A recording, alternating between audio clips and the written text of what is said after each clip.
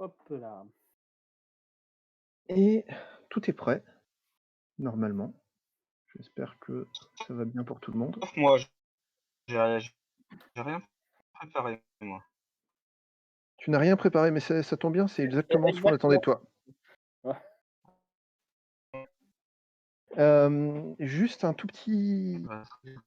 Par contre, je sais pas si c'est ma ah, connexion qui ouais, ta connexion a l'air de galérer là. On t'entend très mal. attendez, je vais passer sur la 4G du coup parce que Ouais, et pendant ce temps-là, donc je vais dire à tout le monde, dans la dans le grand hall, donc le groupe de channel qui était, en haut, vous on a rajouté un channel qui s'appelle feedback et dans lequel, en fait, je vous encourage à dire ce que vous avez trouvé bien, ce que vous avez trouvé moins bien avec le fait d'utiliser Discord et on essaiera de bosser pour la prochaine fois sur, tous les points améliorables. Donc voilà, vos avis nous intéressent. Est-ce que tu as réussi à allumer la box, 4G? bah, normalement là, je suis en 4G là, donc Parfait. Et c'est le jour et la nuit, ouais, donc c'est parfait. bah, je me doutais. Il y a peut-être quelqu'un qui regarde, la télé ou autre chose, je sais pas. Il y a quelqu'un qui est en train de téléphoner, ça a coupé le modem, ouais, Ah, c'est ça, ouais. classique. Ouais, c'est ça, tu sais 52K pour streamer de la vidéo, c'est un peu limite. Ah, c'est challenge. Donc, pour ceux qui ne connaissent pas, en fait, le principe de ces discussions, c'est de pouvoir parler avec quelqu'un de la communauté C++, à chaque fois quelqu'un de différent. Le but étant de se faire une petite idée, en fait, de tous les métiers, de toutes les différences qu'on trouve, en fait, chez les développeurs C++, entre des gens qui s'intéressent à la performance, d'autres qui s'intéressent au legacy, à la sécurité et cetera. Et donc aujourd'hui, on reçoit Clément qui va se présenter. Bah, OK. Donc, je m'appelle Clément Grégoire déjà. Donc Clément, c'est mon prénom, parce que des fois c'est bon, les gens mixent. Ça fait maintenant, ouais, bien 7 ans que je code dans C++. Avant, je faisais un peu de C, mais bon, ça remonte à il y a longtemps. J'ai fait pas mal, d'embarqués avant et après je me suis mis à faire du jeu vidéo. Donc là, ça fait à peu près 4 ans, bien 4 ans que je fais du jeu vidéo en tant que développeur moteur, donc sur la partie un peu bas niveau, les outils, ce genre de choses. Et maintenant, je me suis spécialisé dans tout ce qui est, performance et optimisation, que ce soit autant, côté CPU avec le C++ que GPU, pour le rendu 3D. Voilà, voilà. D'accord, À savoir aussi que j'ai monté, ma propre boîte avec 2 associés récemment, voilà, et grosso que vous modo, faites donc de la perf pour les boîtes, c'est ça c'est l'idée? ça, c'est ça. Alors, on fait, on a plusieurs casquettes, en fait. D'un côté, on va faire de la prestation, où on mixe un petit peu les technologies, du web, de l'industrie, tout ça, avec celles du jeu vidéo, en gros. Le but, c'est que de faire parler un peu ces 2 mondes qui sont souvent éloignés et pourtant qui ont tant à gagner l'un de l'autre. Voilà et on se fait aussi, un outil, pour faire du suivi de performance, en intégration continue. Voilà. Oui, d'accord. Du coup, en fait, c'est quoi l'idée, de cet outil, c'est, tu tu fais ton benchmark et tu Alors l'i regardes dans ton Ouais, alors c'est un peu l'idée. Alors, le truc, c'est qu'en fait, actuellement, ce qui se fait beaucoup, notamment pour les sites web ou pour les grosses applications, c'est de faire du monitoring. Donc, le principe du monitoring, c'est que tu mets une sonde sur tes serveurs ou juste sur les applications avec de la télémétrie et tu regardes, en fait, ce qui se passe en temps réel, enfin, tu regardes pas l'écran, mais tu fais du suivi, en fait, par rapport à ça. Et tu logs un peu tout ce qui se passe et le problème, c'est que, bah, quand on arrive là, en général, tu es déjà en production. Donc en général, c'est un petit peu trop tard pour détecter les problèmes. Donc nous, l'idée qu'on a, c'est à la place de faire ça, tu écris tes benchmarks, tu les fais tourner, en CI avec un environnement qui est stable, et pas juste en production avec, potentiellement plein de trucs qui tournent derrière. Et l'idée, en fait, c'est que nous, on fait des comparaisons pour, détecter, en fait, les régressions de performance et aussi les améliorations. Donc en fait, ça permet de vraiment de faire un suivi et de savoir, bah, quand, quelqu'un, va pusher quelque chose qui divise les perfs par 2 par exemple. Mmh. Voilà, voilà. Alors diviser les perfs par 2, effectivement, c'est un problème, mais après, qu'est-ce que tu fais contre les dérives? Dans Pour, dans le temps, tu veux dire? ouais, c'est Ouais, ça. En fait, le grand classique, c'est, tu pas le droit de faire plus que 10 de perf en moins, bah, tu fais 9 tous les jours, ouais, tout à jusqu'à fait. ce que Alors en fait, l'idée c'est que l'outil a un peu, deux modes de fonctionnement. Il y a le mode en fait, juste diff, qui va faire que quand tu pushes, quelque chose en fait, il va diff par rapport au commit, précédent. Et là en fait, bah, on fait pas juste un simple diff, hein, bien entendu, on fait, des analyses un peu statistiques dessus pour être sûr, que, bah, c'est pas du flanc quoi, la différence de performance. Et le problème c'est que ça permet de trouver des changements assez rapidement, mais c'est pas très précis. Parce qu'en fait, si ça se trouve, bah, comme tu dis, la machine dérive dans le temps. Si ça se trouve, bah, on a beau lancer plusieurs fois le test, bah, les résultats sont pas toujours très, très stables. Et donc l'idée, c'est qu'il y a un deuxième garde-fou, qui lui, en fait, analyse, les perfs dans le temps. En fait, on prend l'historique de tous les commits et en fait, là, cette fois-ci, on a du coup beaucoup plus d'itérations, des benches et ça nous permet du coup de détecter plus précisément quand il y a une régression. Donc l'idée, en gros, c'est que, le premier garde-fou avec le diff, c'est de détecter des changements, suivant la précision des benchmarks, peut-être de l'ordre de 10-15-20. Par contre, avec l'historique, on peut aller à une précision de même 1, c'est faisable, quoi. Et est-ce que, vous gérez aussi le cas qui est un peu des fois bête, mais les gens ont pas forcément l'habitude, qui est moi ce que j'appelle le faux très positif, où en gros, le mec il s'est vautré, en fait la fonction ne fait plus rien et il fait un fois 10 000 dans son commit parce qu'il est passé à 0,01 nanoseconde, quoi. Pour le moment, non, on le gère pas. Enfin, Non, voilà. c'est-à-dire qu'on va dire, en fait, nous, on gère pas forcément ce genre de choses. On va dire, bah, attention, là, enfin, en fait, tu vas avoir une notif, c'est-à-dire on va te dire, ouais, ça a augmenté de tant de pourcents ou autre chose, mais on va pas pour le moment, on juge pas si ton code est bon, quoi. D'accord, mais Donc c'est vrai. tu quelque chose qui te dit, Alors, il y a quelque chose qui s'est passé et c'est à l'humain d'interpréter le truc, quoi. oui, c'est ça. Après, l'idée aussi, c'est de fournir un peu des outils pour analyser ça. Donc, l'idée, c'est d'avoir, des graphes, qui te permettent un peu de visualiser les performances, voir, les changements. C'est vrai que, bah, si tu vois d'un coup que, ça coûte plus rien, bah, ça va te le dire. Mmh. L'idée aussi, c'est d'avoir ça dans la CI, c'est que tu peux le mettre sur des pull requests. Derrière, ça fait le diff et ça peut mettre une notif sur la merge request, par exemple, qui va donc te dire, bah, attention, on a détecté 2 régressions à cet endroit-là et à cet endroit-là sur tel et tel benchmark, ou alors, au contraire, on a gagné, on a détecté que tu t'es amélioré là et en fait, les tests, c'est un peu comme les tests unitaires, en fait, c'est regroupé par catégorie.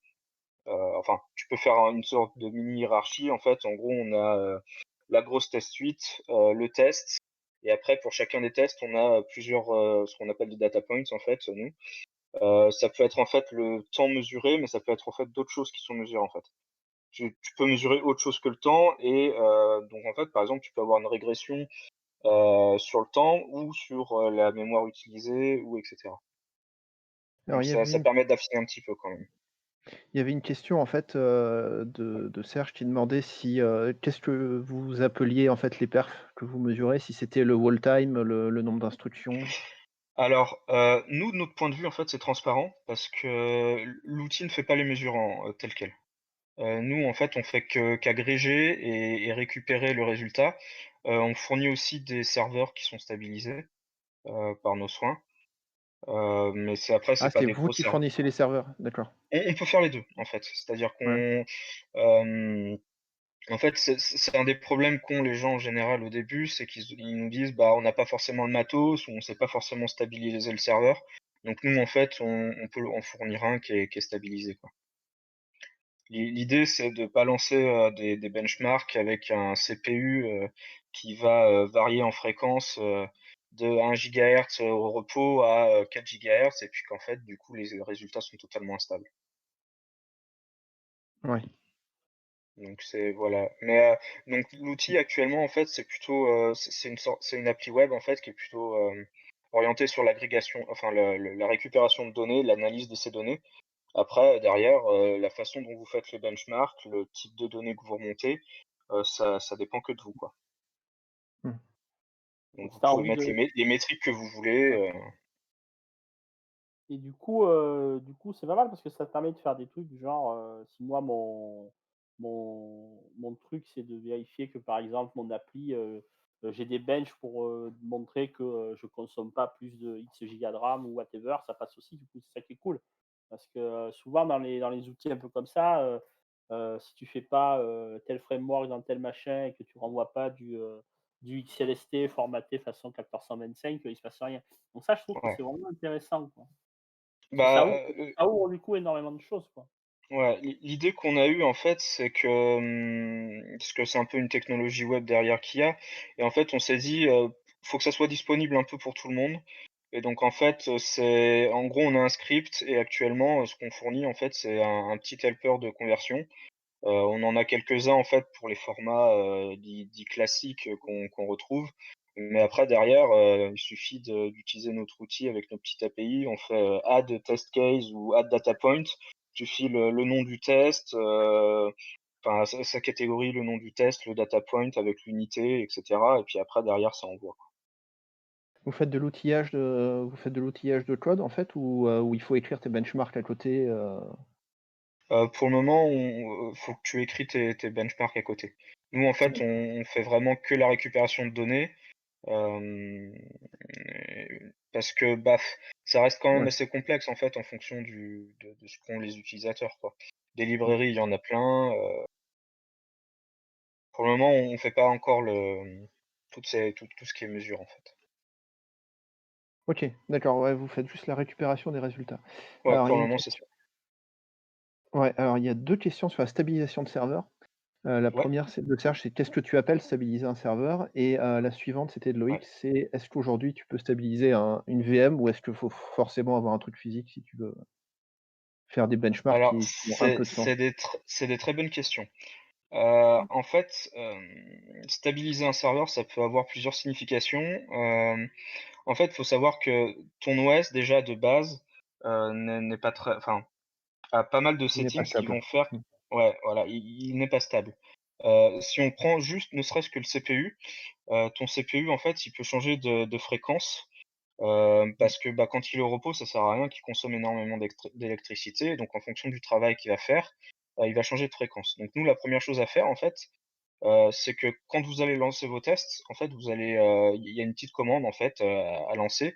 Nous ce qui dit: «Attention, on va lancer nos tests». Nous, derrière, en fait, on va fixer au moins la fréquence et d'autres paramètres, en fait, de l'OS pour, dire: «Bah, là, on veut des résultats stables» et qu'en gros, dans le temps, si tu relances 5 minutes après, bah, tu as la même fréquence, quoi.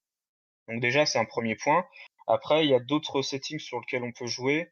Hem, ça peut aller du scheduler, Linux, qui, est pas agencé de la même façon. On peut désactiver, par exemple, ce qu'on appelle l'ASLR. En fait, c'est, quand tu lances un programme, il est pas toujours, chargé de la même façon en mémoire. Donc en fait, son layout peut changer et ça peut avoir un impact sur les perfs. Donc c'est plein en fait de petits trucs qu'on peut ou non activer et là après ça dépend un peu de l'utilisateur parce qu'il y en a certains qui vont dire: «Ouais, mais donc du coup, quand tu fais ton bench, c'est pas comme en production donc c'est pas forcément intéressant». Donc après c'est tout un art de configurer ce genre de choses. Mais par Mmh. défaut, en fait, on essaie de fournir un environnement sain, avec au moins limiter au moins les plus grosses, sources de variance en fait sur ces benches. Et Ah, donc il y avait une autre question on qui a demandait Serge qui vient nous rejoindre directement pour poser sa question, vu qu'il a galéré à l'autre question J'avais dit qu'il c'était fallait faire ça.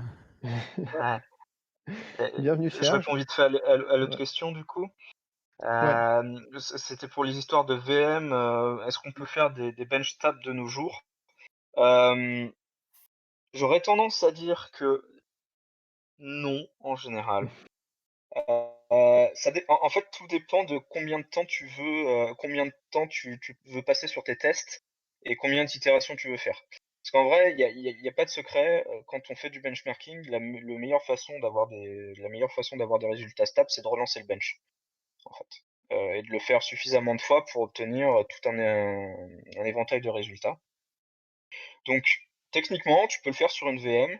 Le problème, c'est que cette VM, bah, comme je disais, si, tu, fixes pas la fréquence du processeur, bah, déjà, ça pose problème. En plus, les VM, elles peuvent jumper d'un cœur à un autre suivant comment elles sont configurées. Enfin bon, il y a pas mal de choses. Mais c'est faisable, à savoir qu'il y a maintenant des micro VM, enfin ou light VM en fait, et nous c'est ce qu'on utilise du coup. C'est-à-dire qu'on nous on a un serveur dédié, mais on boot quand même des micro-conteneurs en fait, dessus, et ces VM sont suffisamment en fait, ont un overhead suffisamment faible pour que les résultats restent stables. En tout cas de ce qu'on a vu jusqu'ici, ça reste assez stable. D'accord. Vivien demandait, aussi si en fait les VM, enfin les machines stabilisées que vous fournissez, si c'est quelque chose de générique que vous avez écrit une fois et que vous donnez à chaque client ou si c'est quelque chose que vous designez à la main, client par client en Heu fonction de la manière dont vous utilisez leur machine? Bah, pour le moment, c'est un truc assez générique, parce que, l'utilisation qu'on en a en fait, enfin, qu'on nous a demandé, suffit. Maintenant après, comme je disais, ça peut être customisé en fait. Il y a pas mal de points de customisation. Là, je vois que ça parle notamment, de bandes passantes, de CPU et cetera. Comme je disais en Effectivement. fait, comme je disais actuellement, on utilise en fait des micro VM, pour lancer les benchmarks, et donc on a quand même la main un petit peu là-dessus. Le tout après reste de pas faire ressortir aussi, les caractéristiques de la VM ou, des limites qu'on impose, bien Mmh. entendu. Une question d'Adrien, que je vais te laisser lire et Ouais. m'expliquer aussi. Alors je vois micro benchmark en kernel pour être sûr de pas avoir son processeur qui se fait scheduler. Fausse bonne idée ou vrai intérêt? Alors, Je comprends presque tous les mots dans sa phrase. Les mots, ça va. Ouais. alors en fait, ce qu'il sous-entend, si j'ai bien compris, c'est, de pas lancer les benchmarks en user space, c'est-à-dire, les lancer en fait en mode kernel. Et donc pour pas avoir en fait toute la partie utilisateur, qui vient nous embêter, et pour tout maîtriser. En gros, ça revient à dire, je fais de l'embarqué, j'ai pas d'OS ou quasiment pas. Mmh. Hem, alors fausse bonne idée ou vrai intérêt? Comme d'habitude, ça dépend. Si c'est, pour benchmarker, du calcul scientifique par exemple, où il y a vraiment que du calcul, il y a un intérêt, c'est que, bah, du coup, tu auras moins de bruit, tu vas pas te faire, enfin, ça va pas être schedulé, on va pas t'interrompre en plein milieu du bench et cetera. Maintenant, est-ce que ça vaut le coup, de s'embêter avec ça? J'en suis pas si sûr. Je sais qu'il y en a qui le font pour analyser, les performances du CPU, mais à un niveau, au niveau du microcode du CPU. Heu, mais en général, j'aurais tendance à dire qu'il y a pas besoin d'en arriver jusque-là. D'accord. Ça me semble un peu, sortir la série lourde pour buter une mouche quoi, entre guillemets. D'accord. Savoir aussi que, bah, après, il y a micro benchmark et micro benchmark. C'est que si vous allez faire, du multithreading et cetera, bah, c'est quand même mieux d'être un peu, en mode user parce que, bah, c'est ce que vous allez avoir après en production. Toujours un peu le problème des micro benchmarks, faut savoir en fait, ce qui va se passer un petit peu après et pas juste se dire, «Je tourne dans le meilleur des cas». C'est aussi pour ça qu'on dit souvent de pas prendre juste, le temps minimum sur un micro benchmark, parce que, bah, vous êtes pas toujours dans le cas optimal. Pour des raisons toutes bêtes, tu lances ton programme, Mmh. tu le lances pas à partir du même dossier ou juste tu changes une variable d'environnement ou n'importe quoi. ton programme, il aura pas le même alignement, enfin le code de ton programme n'aura pas le même alignement, tu auras pas les mêmes perfs. Et alors, du coup, sur ça, il y a des solutions, aujourd'hui? Parce que Ouais, Asking for a Friend, alors des qui a un site web de solutions, micro-benchmarking et qui répond à la question tous les mois. C'est pas des alors il y a un profiler pour ça, qui s'appelle Cause, si je dis pas de bêtises, COZ. J'ai pas trop D'accord, eu alors attends, c'est Cause ou c'est un autre?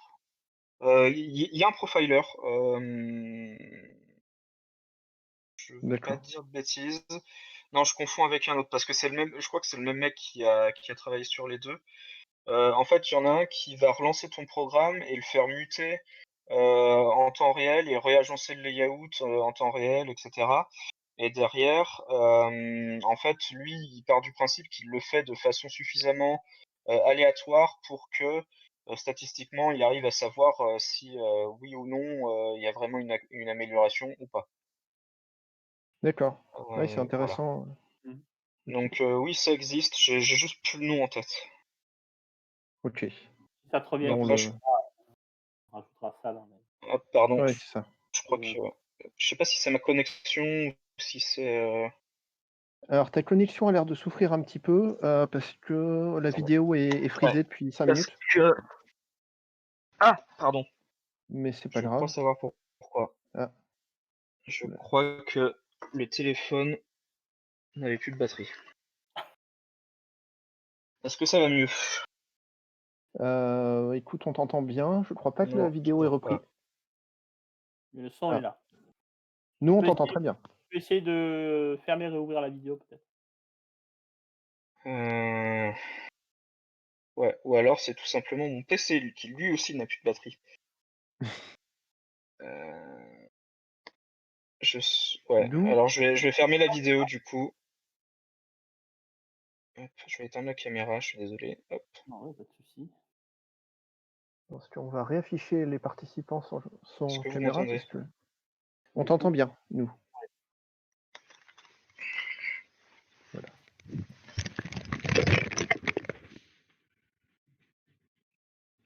D'où l'intérêt, en même temps de signaler que les problèmes de performance, c'est aussi que si Ouais, vous mais là, améliorez les perfs de votre application, ça consomme moins de batterie, normalement.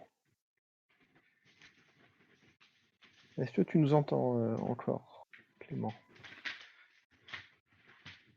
On entend du tap, tap, on tap. entend ouais, on entend tap, tap, tap. Il vient d'être enlevé par un mille-pattes géant. Ou alors il parle en morse. Il se débat, écoute. Allô? Ouais, Ah, ça a l'air mieux. C'était en effet, une savante combinaison de mon téléphone qui stream la 4G et qui n'a plus de batterie et de mon PC portable qui tombait à court de batterie. Donc d'accord. normalement, voilà, ça devrait aller mieux.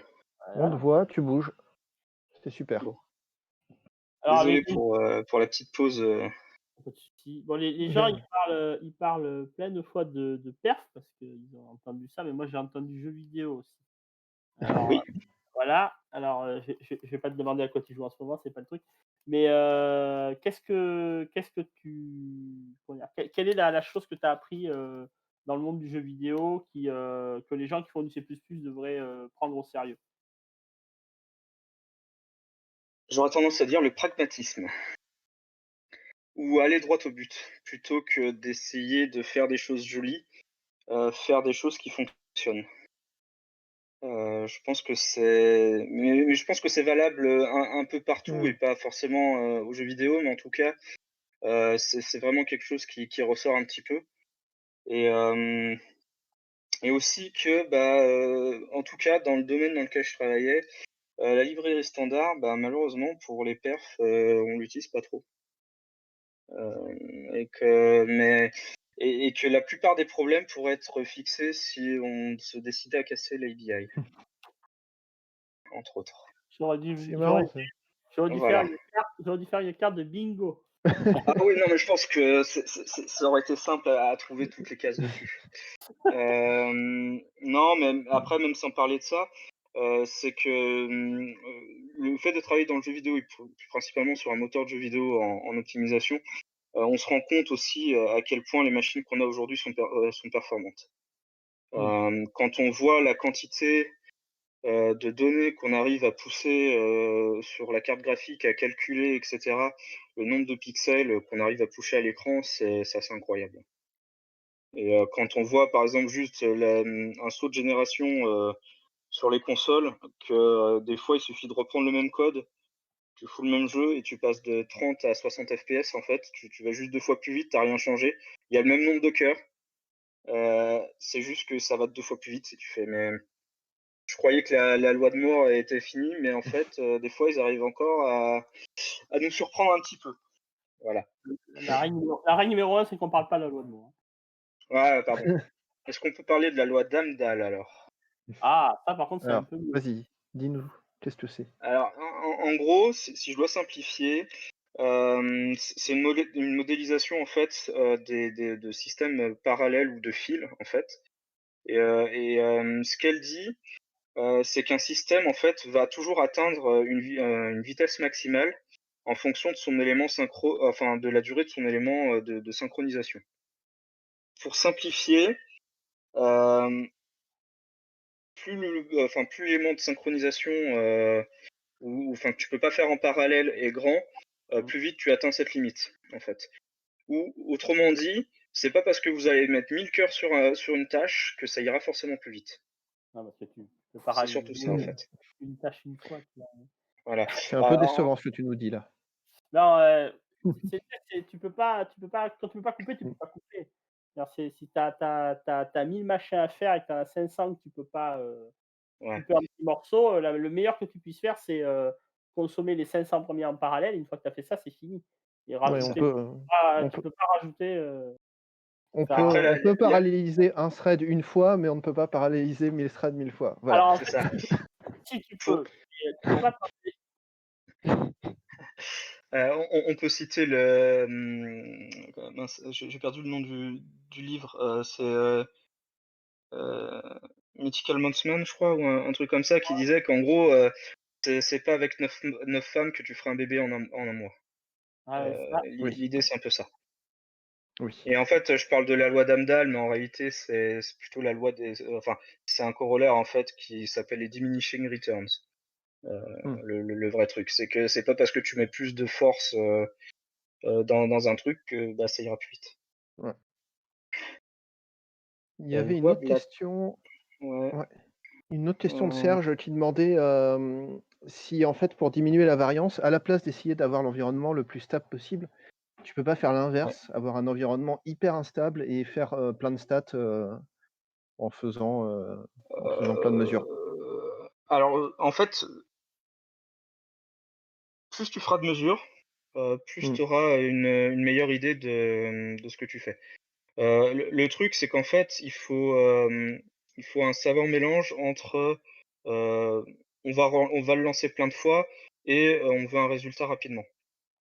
mmh, Parce que oui, on pourrait lancer tous nos benchmarks, 10 000 fois, mais s'ils prennent plus de temps, que d'ouvrir le profiler et cetera, ça vaut pas le coup, en fait. Donc l'idée, c'est d'avoir un environnement suffisamment stable, même en fait, même pour tout dire, ce qu'on a, en fait, comme serveur pour faire nos benchmarks actuellement, c'est des petits serveurs, c'est des petits CPU. On prend juste, enfin, la plupart du temps, on prend juste le minimum. Éventuellement, on bump un petit peu les catégories pour avoir les derniers sets, d'instructions SIMD ou autre chose. Mais en fait, ce qu'on prend, c'est pas des gros CPU, pour la simple et bonne raison que ce qu'on veut en général mettre en avant, c'est la régression ou l'amélioration des performances. C'est pas forcément, dire, ouais, «On va hyper quel est vite», le quoi. temps minimum, ouais. Voilà, c'est ça. Mmh, Et donc dans le cadre, en fait, de détecter une régression de performance, être stable, ça nous intéresse. mmh, Après maintenant, avoir des vraies mesures sur, est-ce que, enfin, mmh. comment se comporte mon système, c'est intéressant aussi, mais c'est pas forcément le but qu'on a toujours. Vous vous êtes fixé. Voilà, c'est ça. Il y avait aussi un retour de quelqu'un qui disait que visiblement, Cause, Ouais, c'est très vieux et que, c'était très bien à la base, mais que ça fait très longtemps que C'est quasiment inutilisable, en fait, avec des clans récents. D'accord, OK. Je dois avouer que Je j'ai pas creuserai forcément juste, là. suivi. Je crois que c'est au moins 5 ou 6 ans, ouais, un truc comme ça, ouais. Mmh. Mais c'était une approche, enfin Coast, c'était une approche que je trouvais intéressante. C'est qu'en fait, plutôt que, de profiler le programme et de dire, on passe, X du temps là, ou de regarder même en général comment, à quels endroits en fait on passe du temps. Le truc de Coase, c'est qu'il disait: «Bon, on va faire comme si en fait on simulait un ralentissement du programme à certains endroits pour trouver en fait le bottleneck».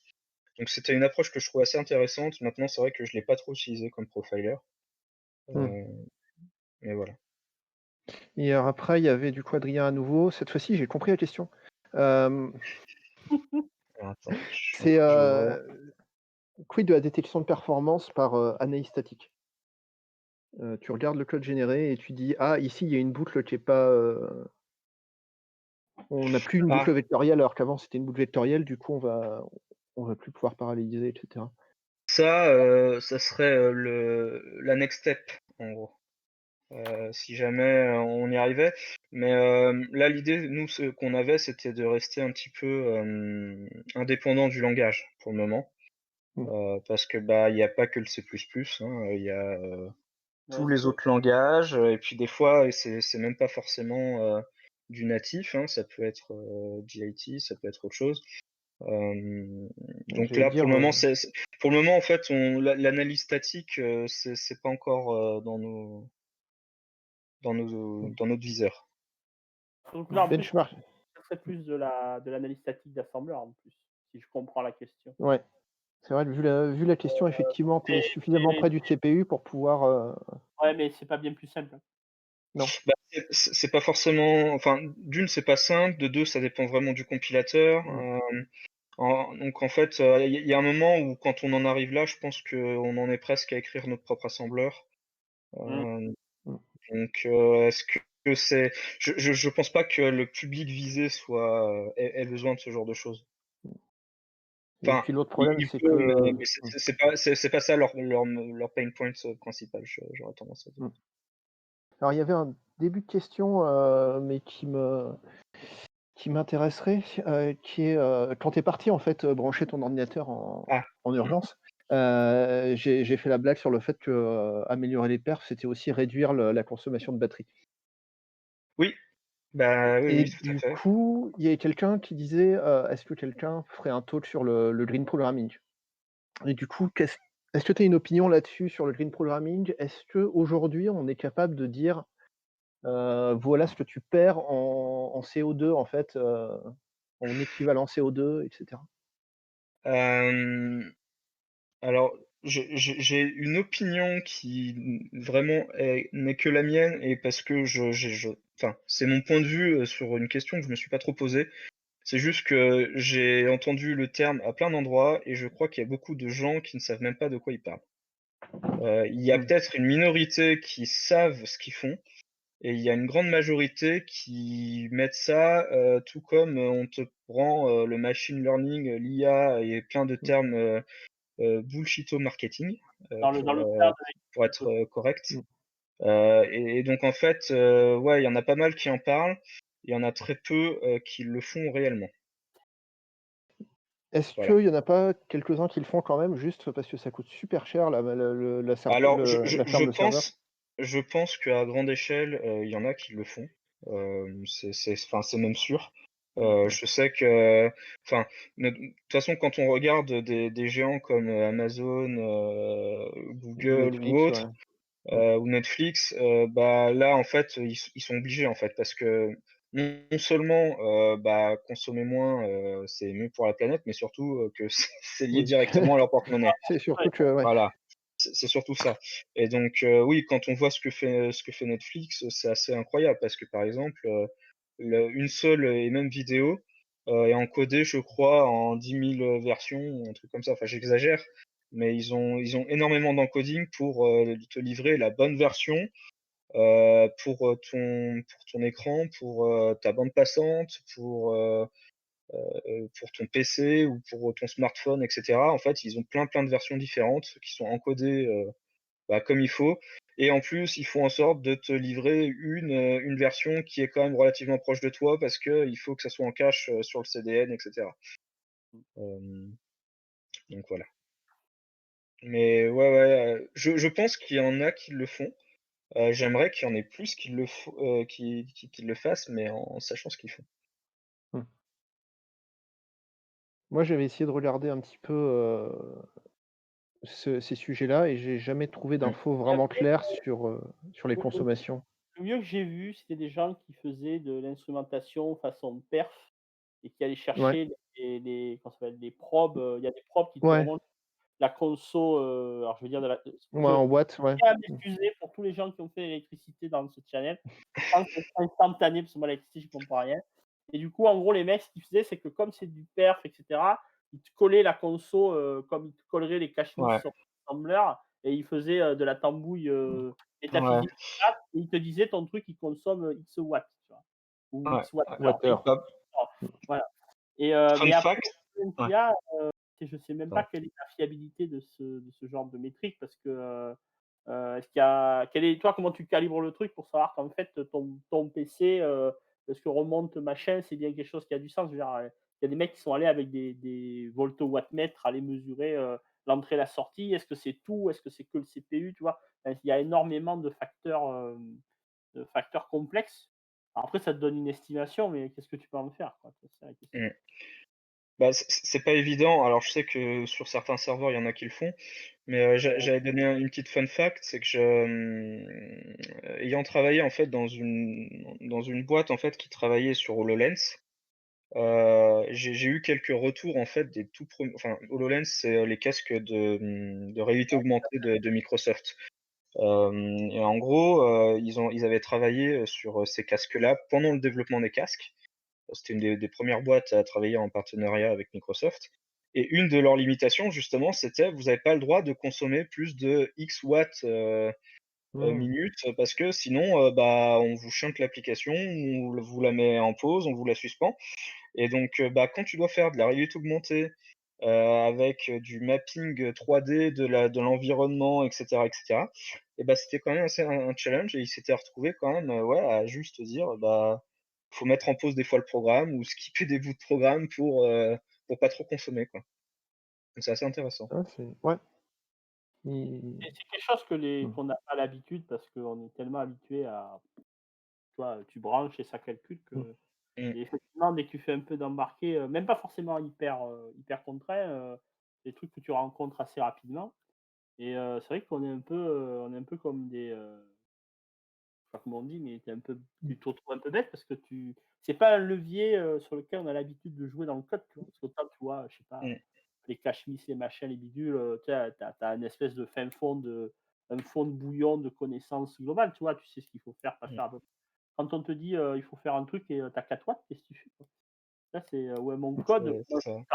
qu'est-ce que ça, c'est pas évident, quoi. Et puis aller plus vite ne veut pas dire forcément consommer moins. Mmh. Quand on mmh, pense, au mmh. SIMD par exemple avec AVX, ça déclenche des trucs dans le processeur qui fait Alors, qu'ils sont obligés de tourner à un certain voltage ou autre chose, enfin. Mais Ah, bon, on va pas OK, rentrer OK. dans le détail. AVX et toute sa famille, c'est un clusterfuck infernal, donc Voilà. Je vois de nouvelles questions, alors je Ouais, vais on peut-être y va on va répondre. peut-être faire ouais. Ouais, une une dernière dernière? question. Ouais, je te laisse choisir. Heu, J'en ai une qui allez, te plaît. Bon, les quel 2 dernières, compilateur dans les jeux vidéo? Quelles sont les tendances en printemps 2021? Alors je peux pas parler pour tout le monde, mais en fait, pour le jeu vidéo en général, on a des compilos qui sont assez récents.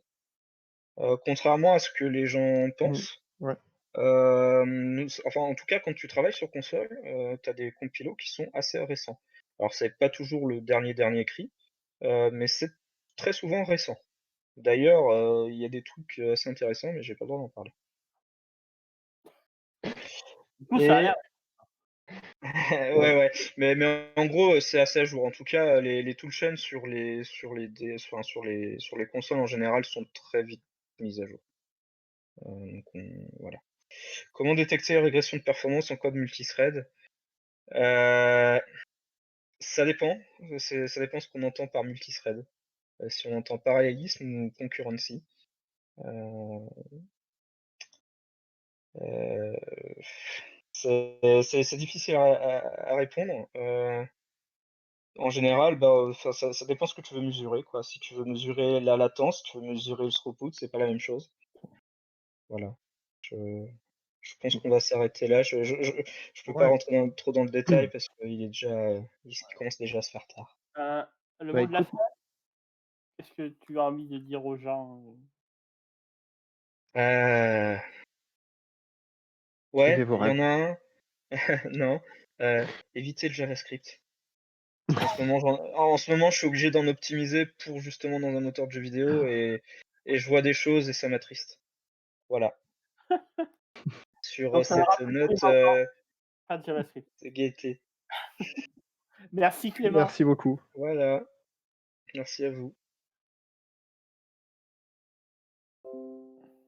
Hop. Moi, je vais rester.